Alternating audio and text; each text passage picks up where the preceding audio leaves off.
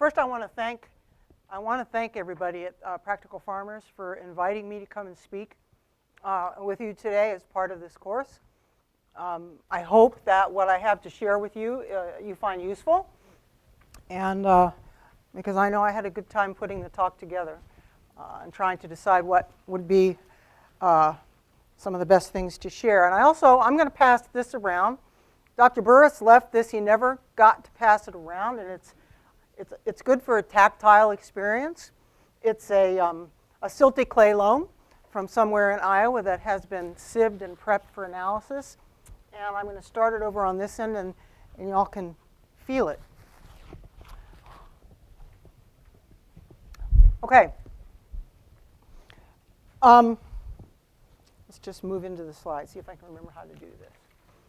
Okay, now, totally by accident and without any planning ahead, I have managed to link pretty well. With the beginning of my talk with close to the end of Dr. Burris's talk, we didn't speak at all about what we were going to talk about, so I think that's kind of spooky. It's okay. I'm gonna slough over a lot of the big, large-scale things that he was talking about, and we're gonna focus down more on soil health, what used to be soil quality, soil microorganisms, and what isn't in your book that I want to do before I start talking about the studies. I'm going to present you some data that I've been collecting over the past 20 years at 4 field sites in collaboration with Dr. Kathleen Dellett at Iowa State University. And but before I do that, I want to set the stage and tell you a little bit about soil health from my perspective, how we got where we got to where we are now, and hopefully why in some way. But this slide shows you that we are right in the middle of some of the most productive soils in the world. Dr. Burris did a very good job of relating that. I don't have to say anything more about that. We're very lucky. He also talked about the development of soils over time, that the soils here in Iowa are 12,000 to 14,000 years old. He talked about catinas and summits, shoulders, and back slopes, so I don't have to do any of that stuff. Derived from glacial till and loess. But what I do want to do is to latch on to that particular concept and bring it into some sort of linkage with soil health and soil change. So what Dr. Burris is talking about in his presentation is are changes that occur on the landscape and in soils over geological time. He was talking about tens of thousands to hundreds of millions of years. So the processes that he was discussing are way beyond what I can comprehend. I can almost comprehend 14,000 years ago, but not really. And this geological changes are based on soil forming factors, which Dr. Burris described as well. Slightly different words, but pretty much the same. Climate, parent material, topography, he called it relief, and vegetation, and the biota. So the plants and also the organisms in the soil that developed together, evolved together with the plants that were growing in the developing soil. And soil texture, which he talked about and you now know about, and the mineralogy, which he also talked about. So that's the parent material. Is it quartz? Is it glacial till? But they reflect the natural soil characteristics, things that really don't change much with land management. So we can't do a heck of a lot about the texture. You can choose, as he said, choose silty clay loam or loam soils to farm in. But if you don't have any of those on your farm, then you have to learn how to manage that which you do have. And that's the part that can't be changed. Then there's the next step down in the time scale, which is changes that occur across ecological time. And this is my term because I'm a soil scientist and an ecologist by training, and I kind of walk that fine line between those two disciplines in the work that I do, and I try to do that when I make presentations because I believe it's useful. I've been told that it's useful for my audiences. And so here we're talking about soil organic matter, very important component of your soils. And it is related, the amount of organic matter that was in that soil before, when it was finished developing and before before humans did anything to it, although that's kind of, that sounds violent. Let's say it another way. Before it was disturbed by current practices that have happened in the past century to century and a half, although even that's not true because humans have been interacting with the landscapes and soils for years and years, long before the Europeans ever got to this country. But the soil organic matter is related to the texture and mineralogy. The absolute amount of soil organic matter, if you will, that can accumulate in a given soil, in a given place, with given vegetation, is determined by the texture and the mineralogy. And this is an example, okay? These are two mollisols. You know they're mollisols because there's an all. No, excuse me, this is not a mollisol. This is an ultisol, and this is a mollisol. I used to have two up there, I'm sorry. This is a much bigger difference. This is a soil from Georgia, very weathered, very, very low in fertility compared to the mollisols that we find on the Des Moines Lobe here in Iowa. That's these deep black soils that we're so used to seeing here in Ames. And this is this says that an ultisol, if it has 2% organic matter, this is a good thing. This is a goal worth trying to achieve with the soil that developed in Georgia from the parent material that was in place. And this soil is functioning pretty well if it has organic matter at about 2%. Whereas a mollisol, you need to have a little bit more because there was more organic matter in these soils to begin with. And so if this soil has an organic matter content less than 6%, you might start to wonder whether or not it's functioning optimally. And you'll understand why I'm using these words in a moment. Okay, the third category is the part that I like to call dynamic soil change, which is directly related to soil quality and soil health. But dynamic soil change also allows me to speak with pedologists. We have a common language and we have a common understanding, and that we're talking about changes that occur in a human's lifespan. Okay, so these are the things that we have control over.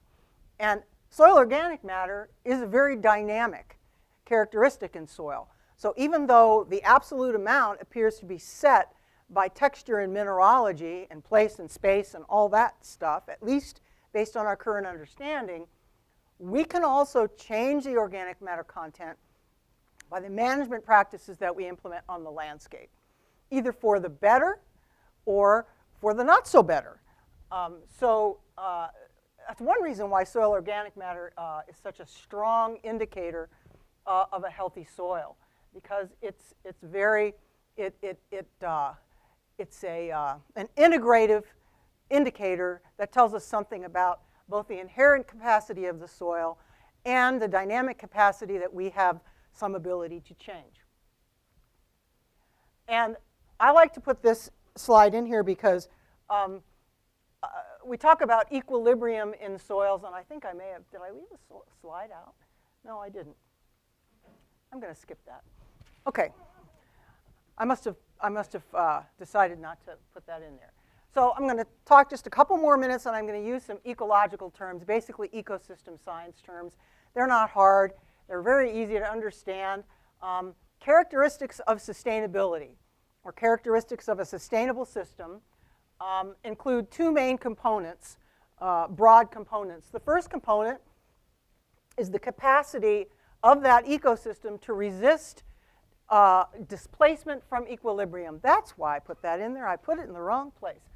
Displacement from equilibrium in the face of disturbance.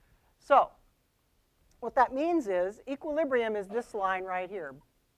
No change. This is organic matter content, all right? What you're doing isn't having any impact.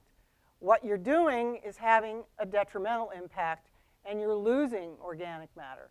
What you're doing is having a positive impact, and you're increasing it.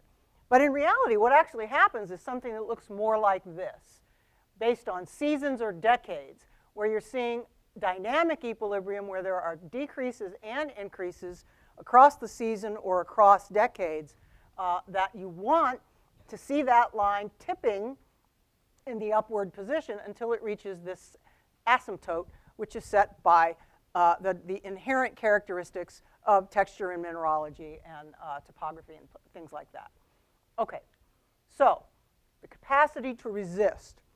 This is a very good example of that, which I've used this slide in my talks for many years for other things.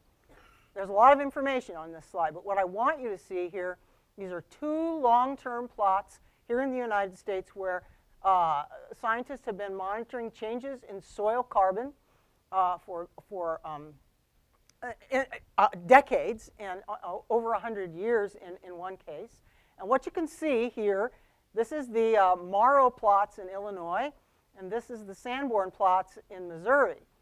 And which one of these soils was more resistant to change? Because up here is where we plowed, okay? And this soil here in Illinois, even though it lost organic matter, it lost a whole lot less than the soils in Missouri in the same time frame. So that means that these soils are more resistant, and so there's a greater inherent sustainability in those soils for all the reasons that Dr. Burris was talking about in the previous discussion. Okay? Couple of other things. No, I'm not going to talk about that. Let's just keep on track here. Okay, the second characteristic of an ecosystem, which you may have heard this word, because in current thinking, these two, resistance and resilience, have gotten mushed together into one concept, which is now called resistance. And resistance encompasses both the ability to resist and the ability to bounce back.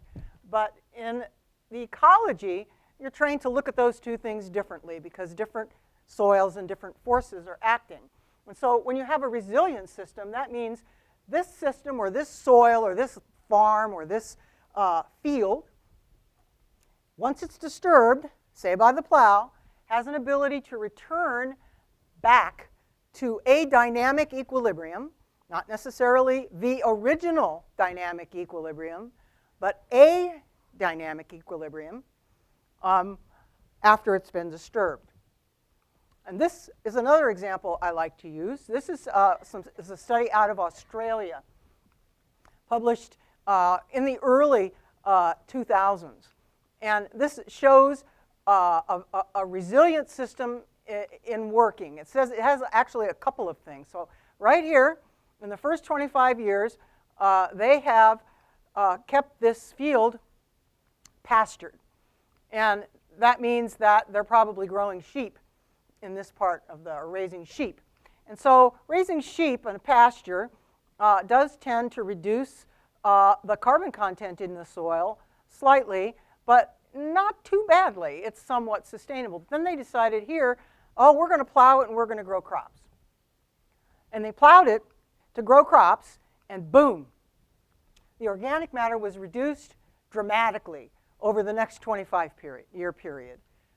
And then they initiated a return to pasture. So this soil was not very resistant to change, but how resilient is this soil once it has been returned back to pasture? And you can see that after another 25 years, it has recovered some of its original organic content from here. And I'm not saying that this was what was there to begin with. I'm just saying this is what was there at the beginning of the study. But it's not quite there. And what we believe we know about how soils return or how soils bounce back from disturbance is that we will reach some new equilibrium, and it will eventually reach an asymptotic state, sort of level off. But right now, we're not so sure whether we know what we need to do or whether we can implement what we think we need to do in order to get that back to the pasture, the original content that was there before there was any disturbance. And that's because if you go back to this and say that it was native, we're growing in Iowa lots of beautiful tall grass prairie, but we're not using and can't use native tall grass prairie plants the way that we use corn to feed, to provide food for animals, and to provide fuel. So whether we can return to what was there when the system was very different, it remains to be seen. But those are concepts that I think about quite a bit. And so basically, this is just a summary of what I just said to you. And this brings me to soil quality.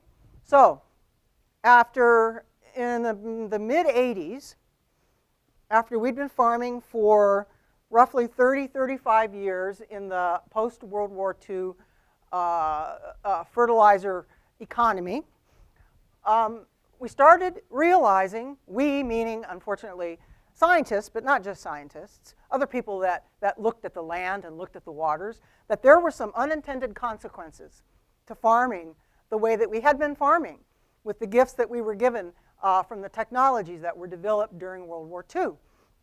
And we started to see those consequences in that impairment in our water, in surface waters, and impairment in that we are losing, we're losing soil. We're still eroding.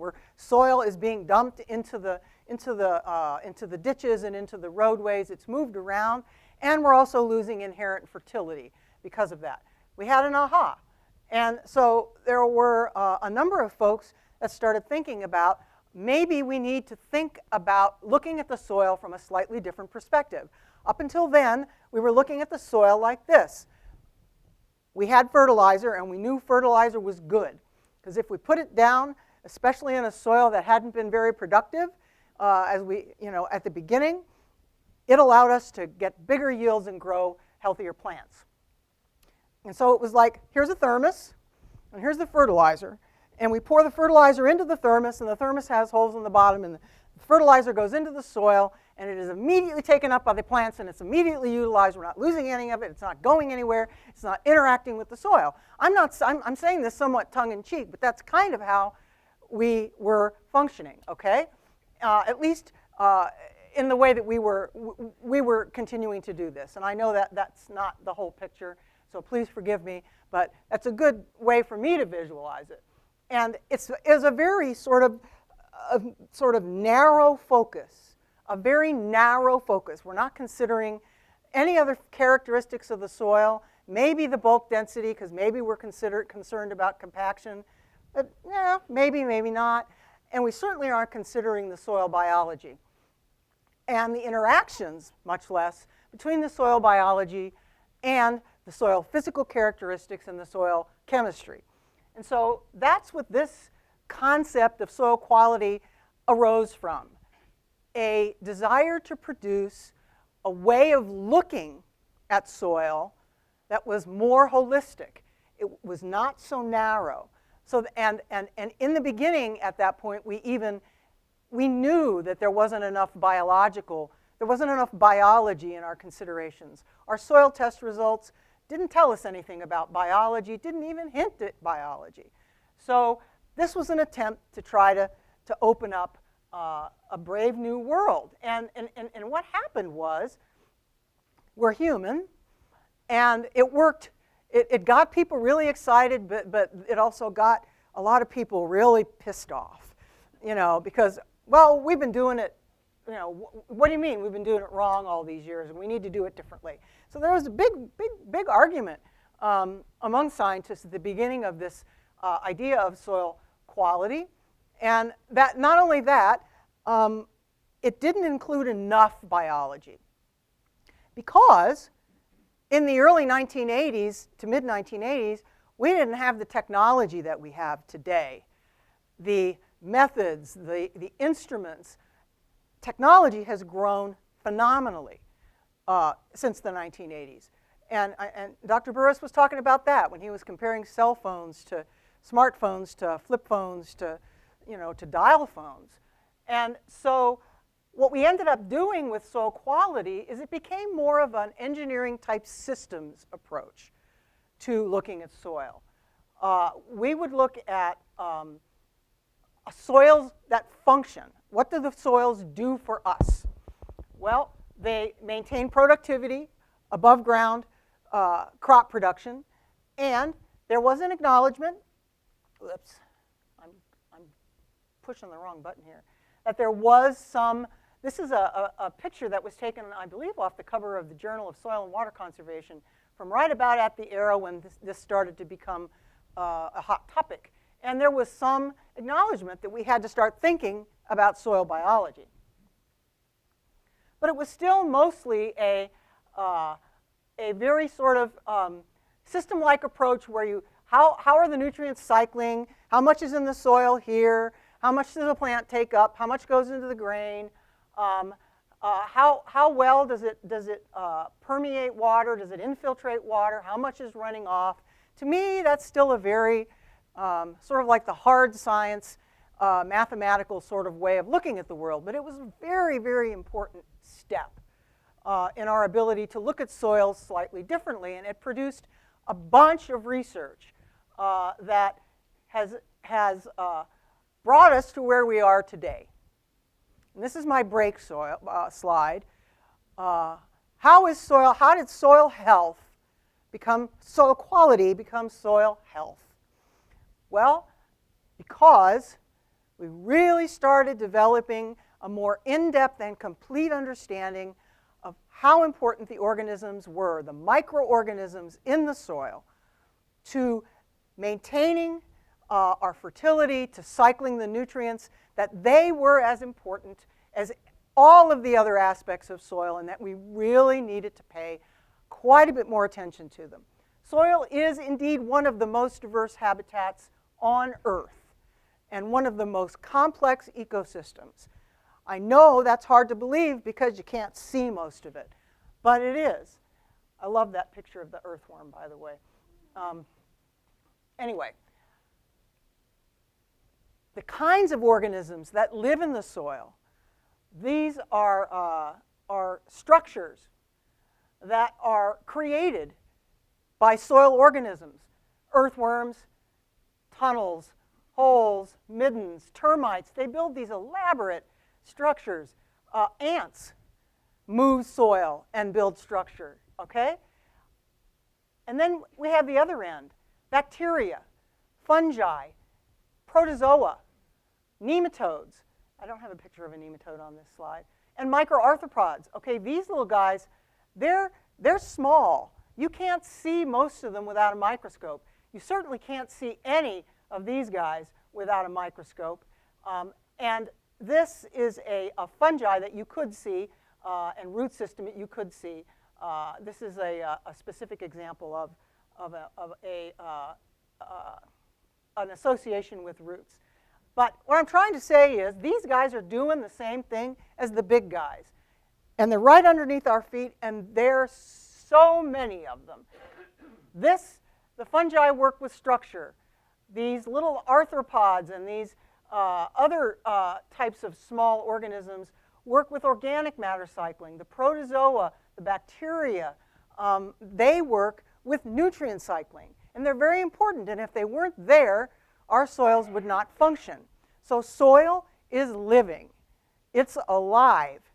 And it is a very complex association between the mineral components that were there, that Dr. Burris was talking about in his presentation, the vegetation that was growing and helping the soils develop from the top down in terms of the nutrients of nitrogen and carbon.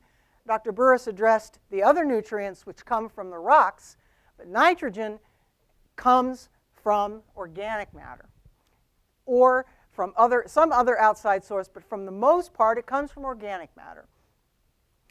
And all of this is in association with living roots that move through the soil, that exude substrates, food for the organisms. I love this picture, that's why I use it.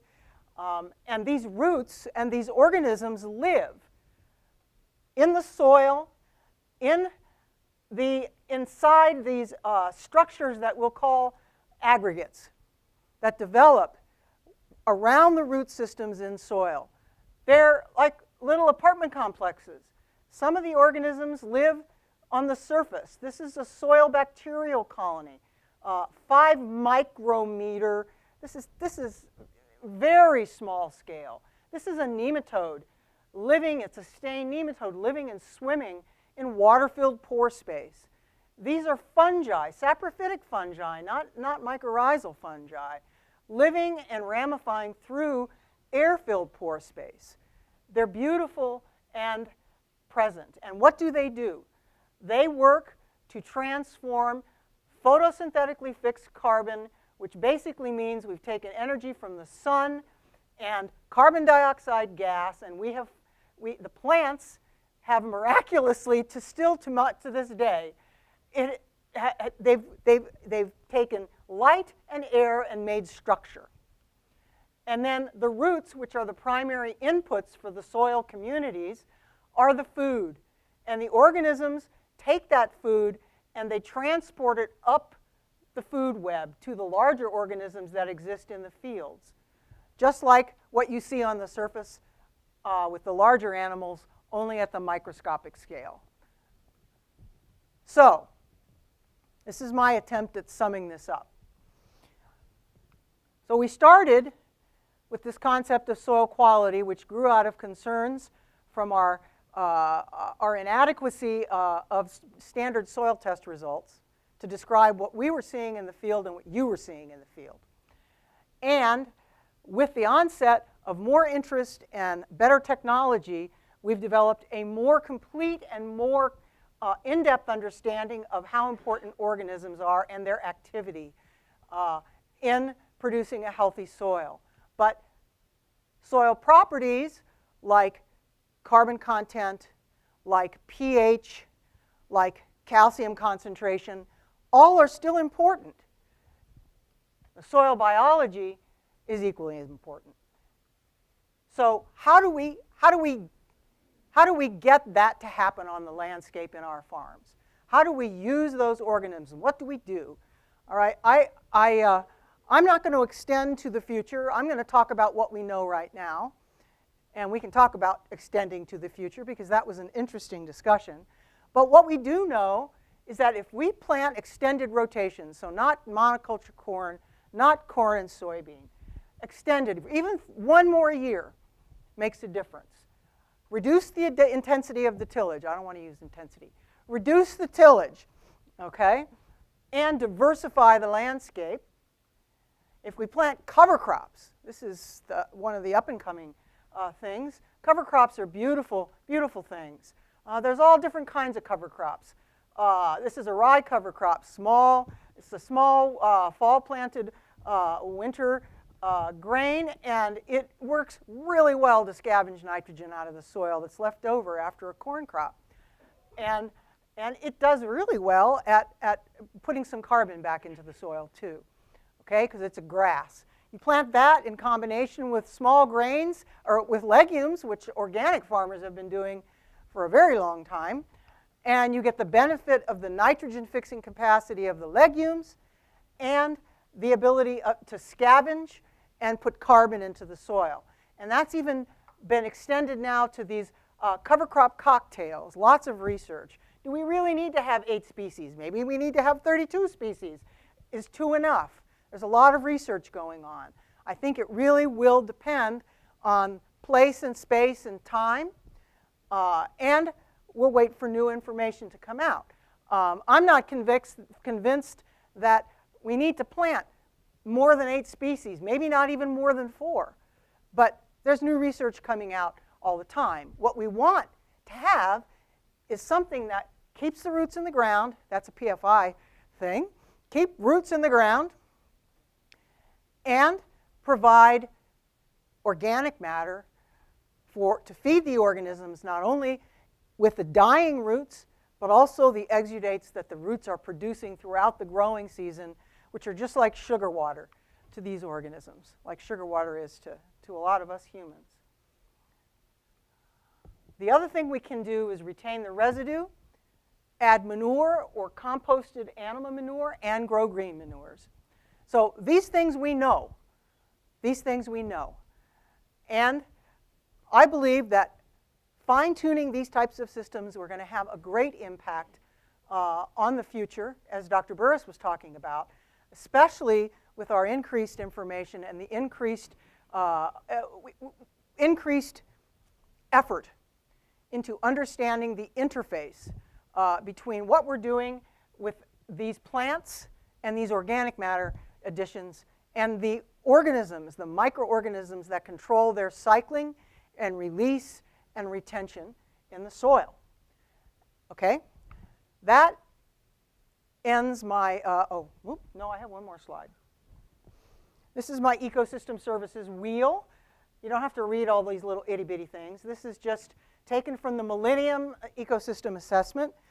We talk about ecosystem services, and there's a number of different kinds of ecosystem services, regulating, provisioning. We just love to put things into boxes and call them something specific.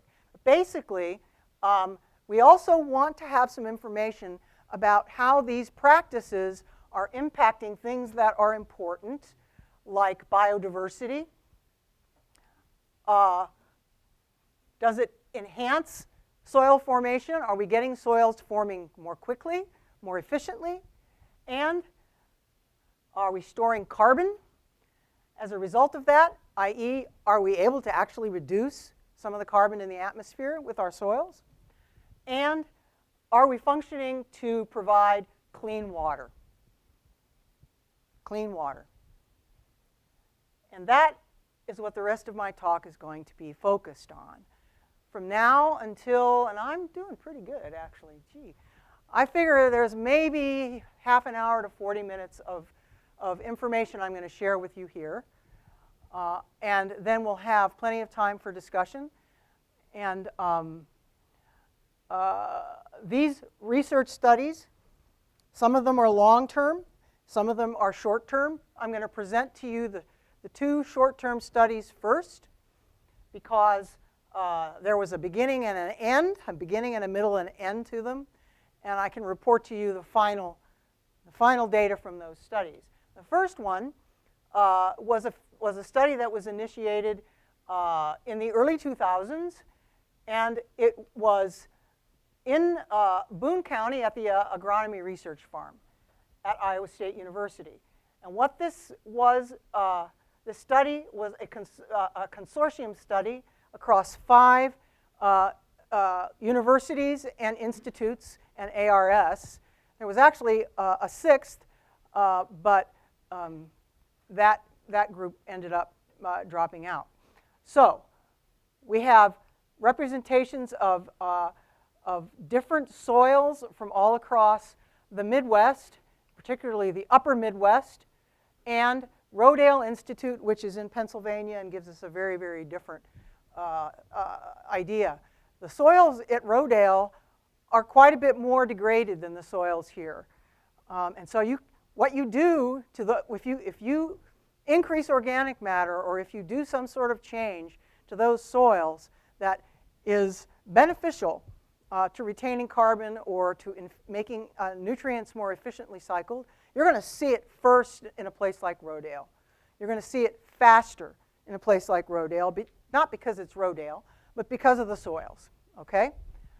So what this study was we were looking at the impacts of a fall-planted cover crops managed with reduced tillage. We did call it no-till, but it really wasn't 100% no-till, but it was close, as compared to a standard chisel plow tillage. We used in a winter wheat, corn, soybean, oats rotation. And the same experiment was put on the landscape at all the sites with the same crops. And we planted rye and hairy vetch after soybean to supply nitrogen for the corn, and we planted rye after the soybean. And what I did, my part in this, and we are only looking at the surface in these studies. All of these studies, all of the data I'm going to present to you today are only for the top 6 inches, because that's where most of us were working, because that's where most of the action is in terms of roots and biology. However, there's a growing body of evidence that suggests we need to be looking deeper for changes as well. And the last site I will discuss, I have been taking deep soil cores for 4 or 5 years now. And I am not going to present that data today, but it will be coming soon. So this is just the top 6 inches every fall from 2008 till 2011. And I'm going to show you just the important results here, because it would take too long to do much more than this when I'm going to talk about so many studies. So here we have the soil properties that we were measuring. And I didn't go into my usual depth of talking about soil health indicators and what they are and why they're important, because I thought it would take too much time. But what you'll see here, the things that are being measured here, soil organic carbon, total nitrogen, particulate organic matter carbon is a representative of actively or intermediately cycling carbon. So this material cycles quite a bit more rapidly than the whole soil carbon. It's a good indicator of early changes that may play out in the system after the cropping rotation had been changed for, say, 10 years. So this is a soil quality indicator that has been applied throughout the entire world. It works very well. That's why we're measuring it here.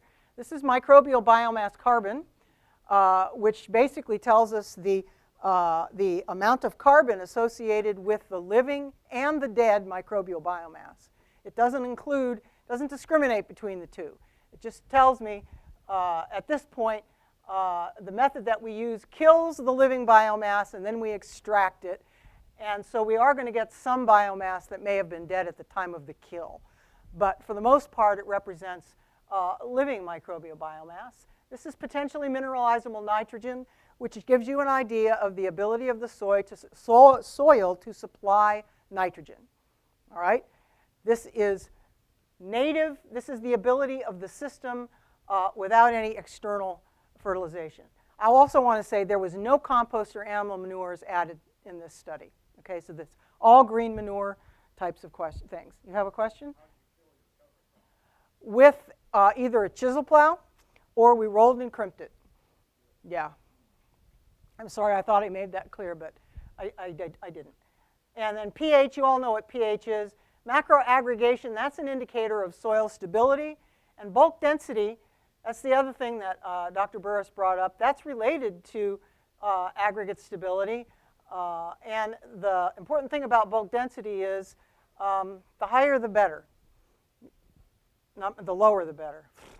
Sorry, it is late in the day, isn't it? Okay?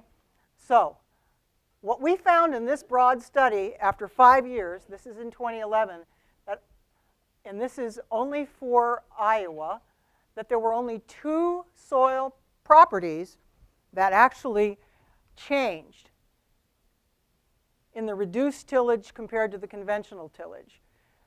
And one of those properties was microbial biomass. There was significantly more microbial biomass carbon in the reduced tillage system with the roller crimper. And there was significantly more readily available nitrogen. Not inorganic N, organic N. Okay? This is not inorganic N. All right? I was surprised that I didn't see a response in the aggregation. I would have expected that. I don't know why. There isn't even a trend. These two are statistically insignificant from one another. And neither was the bulk density in Iowa.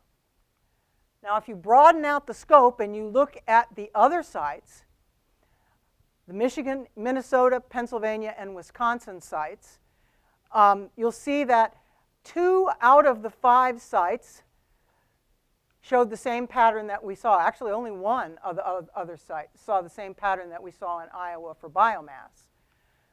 There was more biomass at Rodale in their experiment in the reduced tillage compared to the conventional tillage. But we couldn't discriminate between the two tillage treatments at the other sites. For the nutrient, for the nitrogen supplying capacity for potentially mineralizable N, we actually saw a response in Michigan and Wisconsin, but not in Minnesota or Pennsylvania. However, we have to be careful here because the trend is towards higher mineralization rates here in the reduced tillage at these two sites as well, but we just couldn't statistically tease that apart with the experimental design. So this was kind of a surprise, and it also highlighted the importance of compost and animal manure additions in these rotations. At least it did for me. That we are seeing some changes that are important, but we weren't seeing changes in total carbon or total nitrogen or any of the soil structural components that we were interested in. We did see one thing that I thought was interesting because I was plotting data, just trying to figure out what was going on. And so since both of these sites, both of these were organic systems, and statistically there was no difference between them for bulk density and macro aggregation, I lumped them all together and I looked at changes across time after the initiation of organic management on a site that had been managed conventionally for many, many years. And what I found was the bulk density actually went down, which really surprised me from where it was. But the aggregate, the macro aggregation, this is telling you how much of the soil is actually is what the porosity of the soil is. Okay, these are large aggregates, the kind of aggregates that the organisms like to live in. Lots of airspace, lots of good places for them to live. Macro aggregation went up, bulk density went down.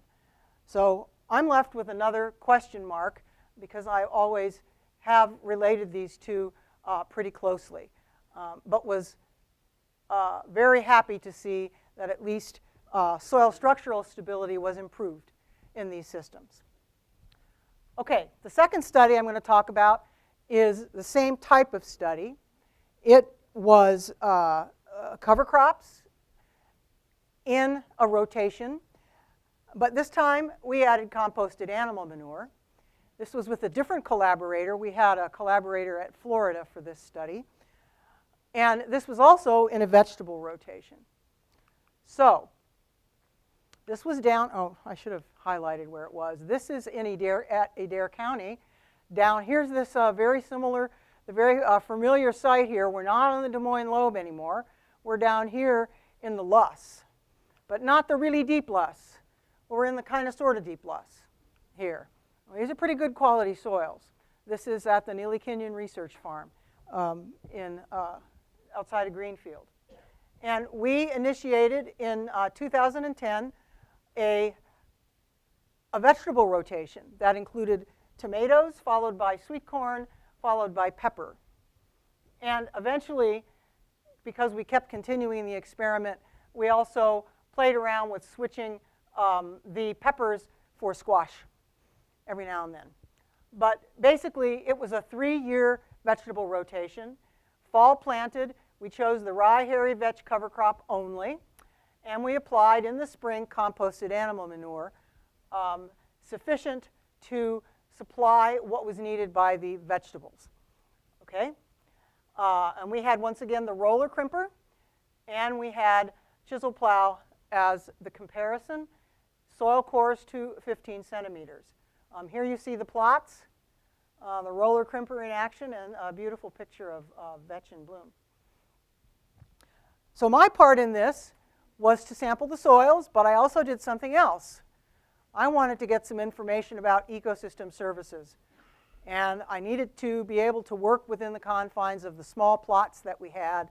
And I decided that what I could do at this site was I could bury lysimeters under the plots.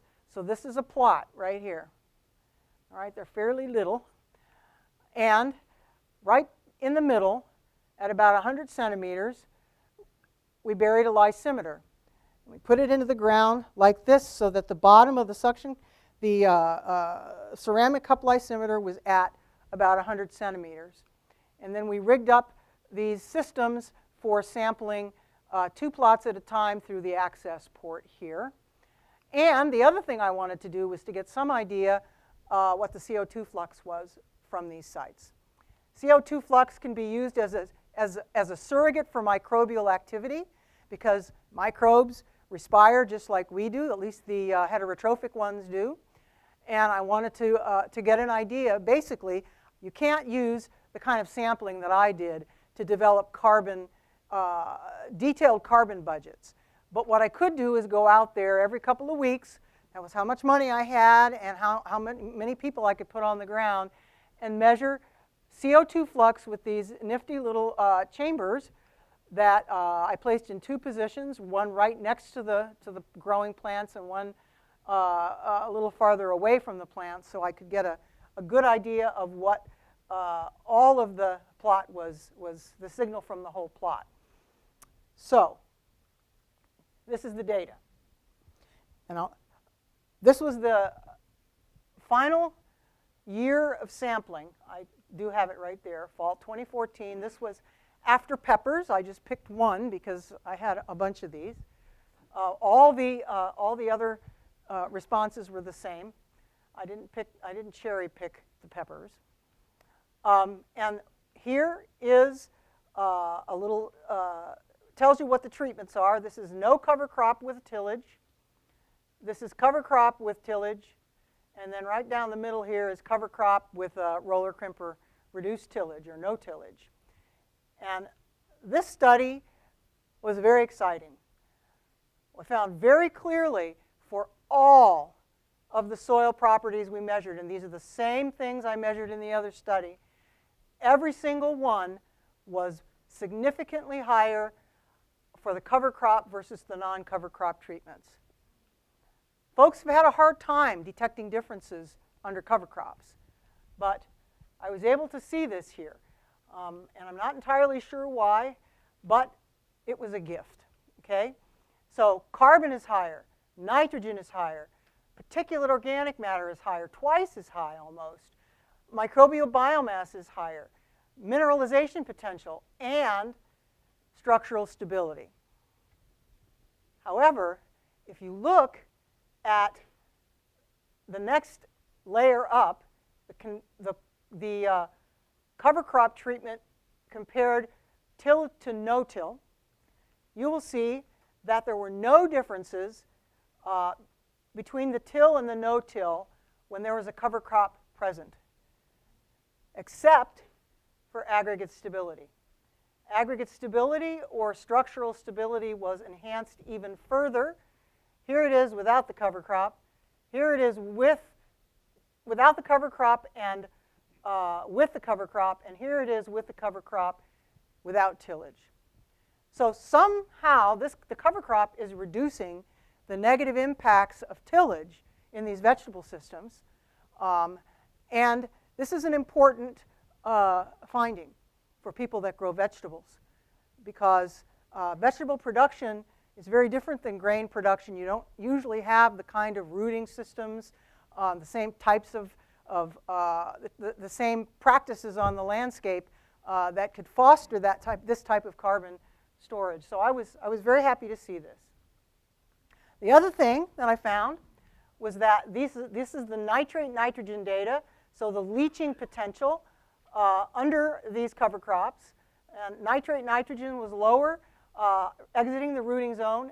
You can see this is with the cover crop right here. You can't even see it, it's so low. And then these blue bars across the growing season from the late spring to just before we couldn't get in there anymore. And leaching nitrate concentrations were higher without cover crops. However, nitrate concentrations were also lower in the no-till plots in all years. And this is for all years and all crops, all vegetable crops. Same pattern. I was surprised at this because under no-till, there are larger macropores that form, and it increases the surface porosity. And based on data from grain systems, I was assuming that we would see higher or at least equivalent nitrate leaching under no-till. But in fact, this was a consistent trend for every year that we measured this. And it indicates, to me, it's an indicator of nutrient use efficiency being enhanced in the roller crimper systems. Okay? Okay, I didn't bring my little, that's all right. I usually bring my prop. Basically, it is a static device that has a ceramic cup on the bottom, and it's an instrument that you can use to remove the pore water at depth. So you install it, it's just a long tube with a suction cup on the bottom, and to sample the water, you just pull a vacuum. So we use a bicycle pump. Pull the vacuum, suck the pore water out that's about in the range around the cup. And then you can take that back to the lab and you can estimate nitrate concentrations or whatever concentrations that you want to. So it's a cheaper, more flexible way of looking at nitrogen leaving the rooting zone than installing tile drains or anything else that would be more labor intensive. Did I answer the question? I don't even know who asked me. It's a device, yeah, I'm sorry. What kind of device? Did I explain it well enough? I really would like you to understand. Sometimes I have trouble explaining things. It's a device that we use to remove water from the rooting zone without disturbing the soil during the growing season. I got it? Okay. All right, so this is the carbon dioxide data. And what this says, and I want to linger on this because I was using it as an estimate of microbial activity, but it's basically saying the same thing that the nitrogen data said. We have much more efficient systems. Average growing season nitrogen or carbon dioxide flux was higher with the cover crops than without the cover crops in all years. So the green line, cover crops, red line, no cover crops. And the average growing season CO2 flux was higher under no-till in both rotations in all years. So this is an indicator to me that the microbials are cycling, they're efficient, they're active, and nutrient efficiency is improved under cover crops and under no-till. And that's what I just said. Okay. The third study is the study that I've been involved with the longest. It is called the Long-Term Agroecological Research Site. And this name was coined long before the USDA-ARS had long-term agroecological research network in place. So it does get confusing a little bit.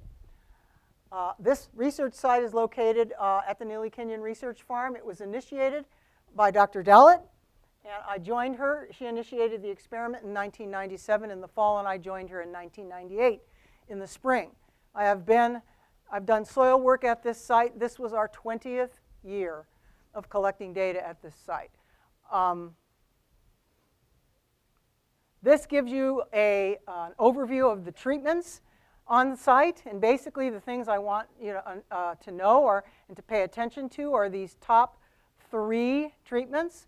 This bottom one has changed, and I'm not going to talk about it because I'm looking for long-term trends here. So we have a conventional corn soybean treatment, a organic corn soybean oat alfalfa rotation, and a 4-year organic corn soybean oat alfalfa rotation.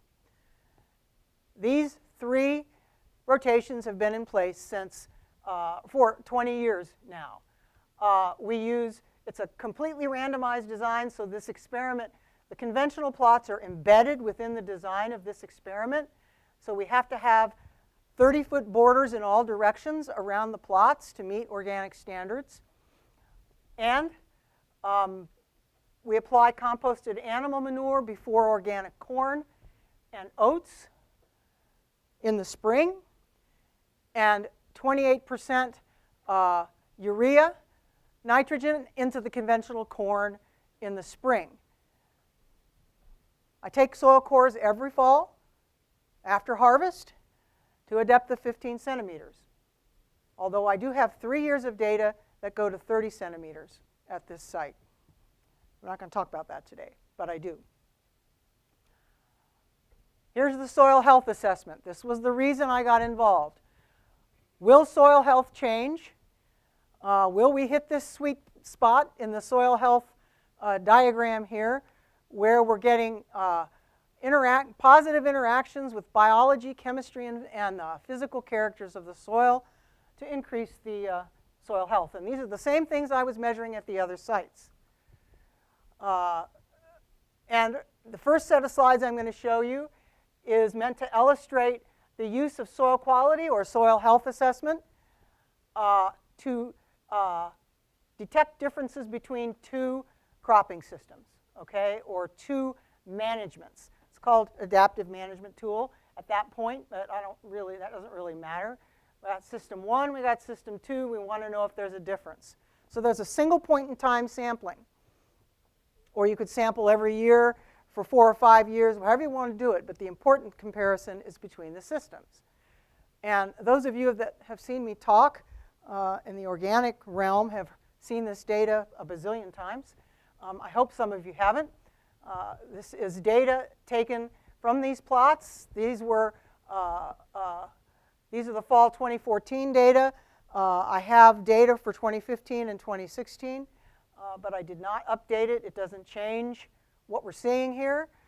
What we're seeing is that the organic systems have consistently, since probably 3 to 4 years after initiation, so right after certification. So this is a certified organic site, certified by Iowa. We're getting higher carbon, nitrogen, particulate organic matter, biomass, mineralization potential. And we're getting equivalent amounts of inorganic N, so we're not squirreling or hoarding inorganic N in the profile. It's the supply capacity for nitrogen is coming from this mineralizable pool, or at least that pool is part of what's available. And we're not seeing any differences in macro aggregation. And that's because this is a tilled system. It's not a no-till system. And I was pleased to say that we're actually not doing any worse than the conventional, because there's multiple cultivations that occur in the organic rotations before canopy closure that disturb the soil. And so the management system itself, which is including extended rotations, composted animal manure, and cover crops, is keeping the soil stability even with the conventional, which is only plowed once in the growing season. Oh, long legacy of different sources. We started out getting the manure, and I loved it, from the Armstrong Farm hoop house. So hoop house manure, which is the bedded, deep bedded systems where the pigs are raised, and that material has carbon, and it has the nitrogen from urine and from the feces. That was beautiful, and that was what we used to fertilize this site until the hoop house was closed down. And then there was a mad scramble for what are we going to use, and we've on and off used different sources, but primarily it's chicken manure now. We can use turkey manure. We're trying to find consistent site, a consistent sort of location for us to get the manure from. It's not the best solution in my mind. I wish the hoops were back. I really wish the hoops were still in place. That was lovely material. No.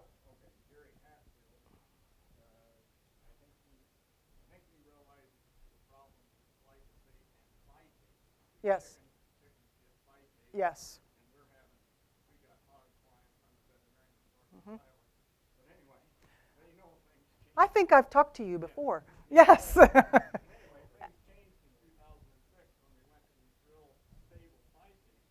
And the people that designed them, now we're super dosing the pigs and chickens with them, and we aren't considering, well, what happens if the things are still working out in the field and destroying the phytate, yes. part of the organic matter that holds the phosphorus there, and then we're trying to figure out why we got all this algae bloom.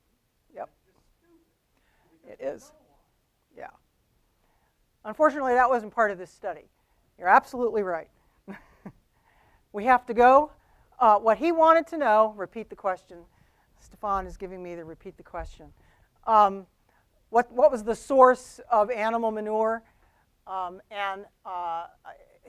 He brought up the question of problems with phytase and glyphosate in chicken manure and in pig manure. And if you want to talk about that more with that gentleman, he knows a lot about it. I learned a lot from him. We haven't looked into that question. What we have looked into are the rest of the soil properties, pH, phosphorus, potassium, magnesium, calcium, electrical conductivity as a surrogate for salinity and bulk density.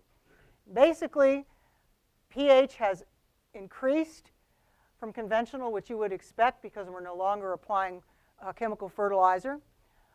Bray-P is not through the roof yet, but it keeps creeping up. It's getting worse with the chicken manure, and that supports what you're saying. And did it? Say again? Actually, what's happening with their hog manure, we had all sorts of people before the change of the phytase in 2006 that were getting in trouble with the DNR for being 100. Oh, absolutely, yes. Now it isn't even 5 because the phosphorus is leaching away with light rain just like nitrogen does, and it's going in our rivers. Yeah, and there are folks at the lab where I work that are involved in the phosphorus work, as well as Iowa State people. So, yeah, that should make you happy, huh? Finally. That's how I feel about soil health, actually. Anyway, you get the picture. We've got improved nutrient supply capacity, and this is the summary of what I just basically told you. Soil health is dramatically improved in the organic rotations with time compared to the corn soybean. Now this is some new data. You don't have to read these little teeny tiny words. This was something that the Leopold Center helped us to put on the ground in 2014. This is Dr. Matt Becker. He was a postdoc at the National Lab for Ag and the Environment and is now a scientist in Peoria. He's a microbiologist and a plant pathologist. And he quantified microbial community structure and microbial community function in these plots in the fall of 2014 and in the fall of 2015. He pulled his own samples, he did his own thing. I don't know that much about this type of analysis, so don't ask me for the details. He's the guru, but what this does show you, and I'll highlight it, this is for prokaryotes, which basically includes the bacteria, no fungi. This is a principal components analysis. The two principal components that fell out of the analysis as being most important, and you can see right here, this is the conventional microbial community right here, right there, the red, and this, the blue dots, is the community that exists under the organic system. So they are different. They are different. And we saw the same thing in 2015. Are those different species, or are they just going to come out? Different species. Actually, it might even be, that's why I say there's an elaborate library and a sorting mechanism for doing this that I don't know the details of. But what I do know is that there are clear differences between the communities and the two systems. We're not the first people to show this, but it was very nice to be able to show it. Here, The other thing that Matt did was, because it's nice to know who's there, and what that slide says, yeah, there's different players in the field, in the organic system. But what are they doing? Okay, are they different? So they're different. Are they doing the same thing? Are they functioning the same way? And so we looked at microbial community function by focusing in on a couple of different genes. This one happens to be methane monooxygenase, or oxygenase. Basically, this is the gene that triggers the oxidation of methane, which is something that you would want, because that will keep methane from getting into the atmosphere and causing pollution, atmospheric pollution. And in the organic system, if you look up here, this is the same gene, just two different descriptors. This is particulate and soluble. And basically, under corn, the red dots, under soybean, the blue dots. This is conventional. This is organic. So there are more organisms, there are more genes that code for methane oxygenation or oxidation in the organic system than in the conventional system. This is important because one of the potential criticisms of organic systems with all the inputs of manure is that you are contributing more pollution through methane to the atmosphere. This is just one teeny tiny little hint that says, well, maybe that may not be so. At least that's not the whole picture. So this paper has been submitted and hopefully will be published sometime within the next 6 months. Now, the other way we can look at soil quality is we can look at a single property and see whether it's sustaining itself through time, whether there's getting hot, there's more of it, or there's less of it. All right, just a little cartoon there, and I wanted to show you there's an enormous amount of data for this site, absolutely enormous. This is a graph that shows you potentially mineralizable nitrogen, which was the single most responsive indicator in terms of the magnitude of the response at this site. So these organic soils are very much improved in their ability to supply nitrogen. And it shows you the conventional systems in red and the organic systems in green over a period that spanned 1998 to 2010. So long term. At the end of 2010, there was 36% more active nitrogen in the organic surface soil than in the conventional soil. And that probably is consistent with what we'd been seeing since about 2006. It was slightly less before that, but then it more or less stabilized. And as you see here, we're seeing a neat pattern of a continuing reduction in the nutrient supply capacity of the conventional soils, even though we are fertilizing them the same, with the same amount of nitrogen. Yes? Have you experienced or observed a difference when the livestock manures have bedding versus the livestock manures that are raw manures without bedding? Yes. I haven't got experiments that show the head-to-head comparison. I can tell you, though, that's why I loved the hoop house manure. We are getting, oh, sorry. The question was, did I observe a difference in the response when I used manures that didn't have bedding versus manures that had bedding? And yes, I can say that for sure.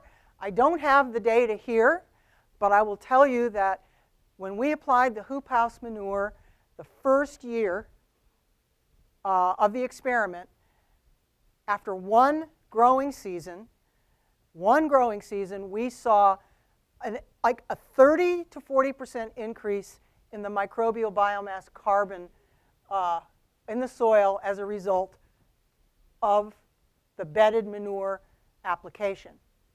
I think that I have to get into this data a little bit more and look specifically at the exact year when we stopped applying hoop house manure and started having to apply chicken manure. But I'm guessing that once I get those temporal patterns and I look at them, I'm going to see some changes in at least one, if not more, of these important indicators that will show me the difference. But right now, I can say that we are seeing a difference. And the difference is because there's carbon there. If there's it's the same thing as with the legumes planted with the small grains. If you put carbon in with nitrogen, you're going to stimulate carbon storage. If you put nitrogen in and there's not enough carbon, then you're going to stimulate nitrogen leakage. That happens. Yes? It's composted manure. The chicken manure, composted not as long as the hoop house. Basically, however long that it had been sitting in the pile. And that varies. I have a lot less control over that than I did over the hoop house in terms of knowing about that. So that extent of microbial activity also depends upon density of the bedding material and variety of the bedding material?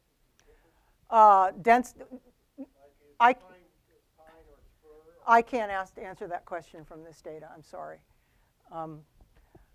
Okay, so this is just a summary slide that tells you that soil quality or soil health was enhanced. It was especially enhanced in the labile nitrogen pools, i.e. the available N, cation concentrations, which are related to CEC, which control nutrient availability for all the other nutrients, was also enhanced in there.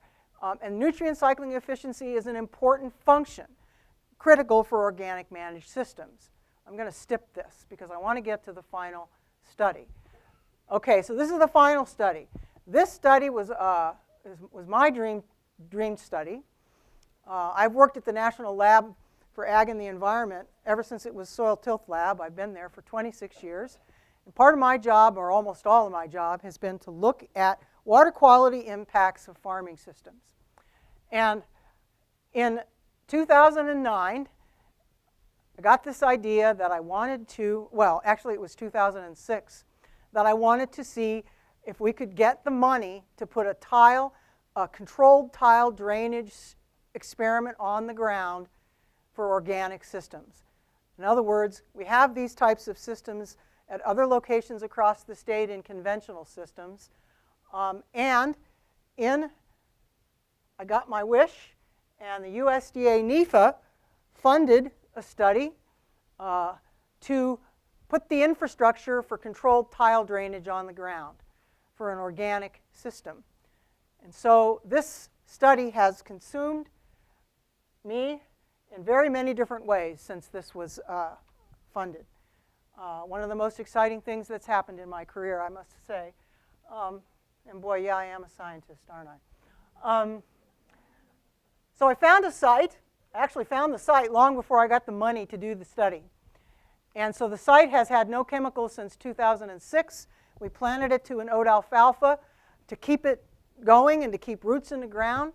Every once in a while, we gave it a shot of compost. And prior to 2006, this was at the agronomy farm at Iowa State. This site had been managed as a bulk corn, soybean for the farm, for profit for the farm. We're on the Clarion, Canisteo, Nicolette, Webster series. Dr. Burris talked about that earlier. So we're on mollisols. Clarion is the upper position, better drained. The other two positions are poorly drained. So excellent place to put in tiles. I'm not going to go into this in detail, but I want you to show this is the experimental site. And I want you to understand how we tiled this. What we tried to do was to do the very best that we could to isolate the drainage that we were collecting under each of the plots so that we could relate what we were seeing in the tile drainage water with what we were doing on the land in the plots. And it's very difficult to do that, and it cost more than the first year's entire budget to put this in, including getting electricity from the rural electric company and putting a transformer in, step-down transformer, all that stuff. So this is the site. It's kind of odd. We glued two fields together. First thing we had to do was put a perimeter tile around to keep flow from coming any place else. The county tile drains down around somewhere right in here, okay? And there are other drainage tiles underneath this field, all right? You're never going to find a place without drainage tiles in central Iowa because it's tiled. So this is not perfect. It's not perfect. We also put in tile drains here and here to help with lateral flow. And then down the center of each of these plots, so there's a tier of 3 plots, boom, boom, boom, we put a slotted tile drain to collect the drainage from this plot. And then, of course, once it hits the next plot in the tier, it's not slotted anymore, and we're collecting this plot. And it goes to a central sump, and we have 10 sump pumps lined up along the south end of the field like little sentinels to collect the drains, water from the drains. We also installed on this side of the plot plastic flow barriers to 8 feet to try to prevent any kind of movement between the plots. So we did the very best that we could. This is very similar to the design that's in place at a number of other places. This is the cropping system. I took what we learned from the LTAR site in Neely Canyon, and I said the very highest performing system was the 4-year organic system with the extra year of alfalfa. So I chose that as my organic rotation. We put that into an experiment that had conventional corn, soybean, and I wanted to add a pastured system. It's really not a pasture because nobody's grazing, but it's a system that would allow us to maybe transition into some sort of integrated animal focus in the future on these plots. And I wanted to have a best case scenario where we're not putting any kind of inputs at all on the ground. So we could sort of like mimic a native system, but it's not really native. I just wanted to have a bracket. So we have that. These are replicated 5 times because there's lots of topography on this site for central Iowa. Drainage is very different from the Clarion soils compared to the Canisteo soils. And so the hydrologist said, you got to replicate this 5 times. So we did, which is why I couldn't put more than 1 organic treatment. What we do at this site, here's the sentinels. This is a look down into the sump pump. A person goes down there and collects the data. There's heaters in there, there's pumps in there, there's wires in there. It's a big deal. We have a weather station on site. There's the step-down transformer. And we've got continuous tile flow monitoring. This is electrically connected to a data logger at the weather station, and we're collecting data regularly. I think it's every 30 minutes. We also collect tile water samples by hand weekly so that I can look at the nitrate concentration. The other management on this is composted manure. We started out with composted manure from the Iowa State facility. They were making some nitrogen-rich composted manure for us. Same thing before corn and oats. But once again, we had to go to chicken manure a couple of years ago, and I'm looking for alternative sources. All right. Same treatment as at Neely Canyon, 28% UAN before. But we're doing something different here. We're side dressing it. So what I wanted to do was to put the best possible management system for conventional corn, soybean that I was aware of on the landscape for the conventional system so that it would be as fair a comparison as I could get. So side dress. We're also, the weed management is typical for organic, spring chisel plow, rotary hoe cultivator, walk soybeans. Last year, it was a disaster. Herbicides in the conventional system. Okay, so I'm going to talk about the tile flow data because this is the neat stuff that's come out of this study. This slide just shows you, this is the precip pattern from 2013 to 2016 on this site compared to the average. And this is real data collected from our weather station. And what this shows is that we had 4 very different years. 2012 was extremely dry. moved into 2013 where we had a wet spring, and then boom, it got dry, and it stayed dry, okay? Then we had very wet years mixed in with somewhat normal years, so we had a broad range of rain. And we're looking for response in the tiles, tile flow. This is an example of 2013. This is tile flow, volume, across the season. Conventional is red, organic is green, pasture is straw-colored. And you're seeing that the tiles are responding pretty similarly in all the treatments. But in 2013, we didn't have any tile flow after August 1st because it got so dry. So the only data I got was right here. But what I got was really interesting.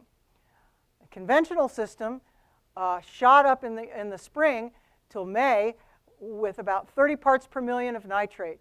And it stayed that way for quite a while and didn't really go down very much as the tiles stopped flowing, whereas the organic system was down here at less than 15 parts per million and 10 parts per million. So I got hopeful. I said, something's going on here. This is interesting. So we went to the next year. Next year, we had a normal year, sort of, kind of, and it rained, and it kept raining throughout the winter, and we were able to, the tiles kept flowing throughout the winter. So we were able to get data from spring until November. Once again, conventional, organic, conventional, organic, and right through the winter, conventional. So this is during the winter time, organic. So consistently throughout the entire year, from January to December, the nitrate concentrations were significantly higher in the conventional system. In 2015, it rained all over the place, and we had this was December of 14th, 2015. After 5 inches of rain, some pumps are full of water. The fields are covered with water. This data is a conservative estimate of the differences between the systems, because when these sumps fill, I have to wait for them to drain before I can collect more data. Okay? So this is what it looked like in 2015. Lower concentrations because there was a lot of rain, but still higher in the conventional. Look at the organic, less than 5 parts per million, all the way through from January until December, and into 2016, all the way through, what did I do here? Wait a minute. That's 2015. And then this is 2016 data to show you that the pattern continued in 2016 all the way through 2016. So here's the summary. This is the kick. Nitrate concentrations exceeded the 10 part per million drinking water standard 65% of the time in the conventional systems between 2013 and 2016. Only 21% of the time in the organic system.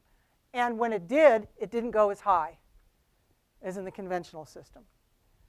This is nitrogen loss measured as pounds of nitrogen per acre to the tile drainage water for the system's organic, conventional, and pasture.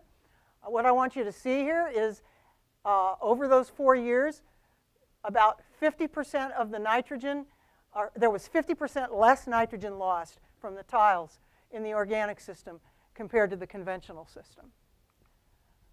And somebody says to me, well, but you're not including, that's an average of all the crops. What does it look like if you just compare corn and soybeans to corn and soybeans, organic versus conventional? I said, okay, so here's organic corn. There's the sum, 38. Here's organic conventional corn soybean at 100. Here's organic corn soybean at 56. Oh, look at that, folks.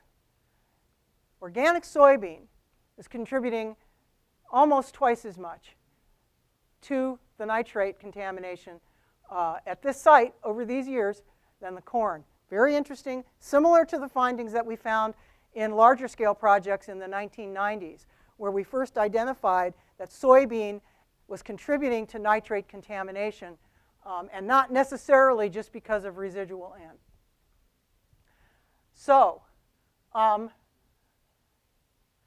this is just a summary and a suggestion that perhaps fall planted cover crops after soybean could help minimize the N loss in this system. And we have implemented fall planted cover crops this year, and we're going to see if it makes a difference. The overall conclusions from what I've just told you is that organic grain and vegetable systems in Iowa are stable and they're resilient. Remember that word? They enhance soil health and they retain carbon and nutrients. And a 4-year organic rotation on the ground in Boone County, Iowa, at the Agronomy Research Farm between 2013 and 2016 shows great promise to improve surface water quality in Iowa. It reduces the concentration of the water, which impacts the drinking water standards, and it reduces the annual nitrogen loading loss, which influences the cumulative annual nitrogen loading loss through time. These are very important, and I'm trying to get this information out to as many places as I can. I thank you for your attention. I tried to do a lot, and I didn't have any time for questions. But that's me. Please contact me, and I'll be here for the rest of the day, and I'll be here tomorrow. So if you want to grab me at another time, please don't hesitate. Thank you very much. You've been a great audience.